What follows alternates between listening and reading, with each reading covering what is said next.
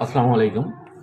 আপনারা যেখানেই আছেন, মহান আল্লাহ পাকের অশেষ রহমতে সুন্দর আছেন, ভালো আছেন, নিরাপদে আছেন।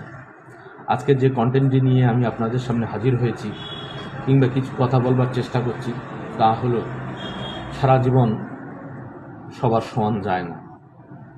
তাই কবির ভাষায় বলতে ইচ্ছা করছে, চিরদিন কাহারও সমান নাহি যায়, আজকে যারা রাজহাদিরাজ, কালকে তারা ভিক্ষা চায়।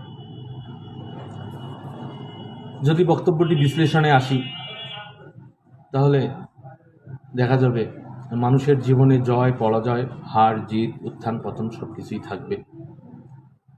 তবে লব্ধ অভিজ্ঞতা থেকে যেটুকু আমি বলতে চাই তা হলো, হার আসবে, জিতও আসবে, কিন্তু হারটা হতে হবে যৌবন বয়সে। কারণ যৌবনে যদি আমি হেরে যাই, তাহলে হারের অভিজ্ঞতা থেকে আমি পুনরায় সাফল্য লাভের রাস্তা খুঁজে পাই। আর যদি শেষ বয়সে এসে, জীবনে কোনোদিনই হারলাম না, আর শেষ বয়সে এসে হেরে যাই, তাহলে সেটা বড় বেদনার, বড় কষ্টের। যেমন ধরুন, অনেকের টাকা আছে কিন্তু সম্মান নেই, অনেকের পদ পদবি আছে চেয়ার নেই, অনেকের অনেক যোগ্যতা আছে কিন্তু কিছুই নেই।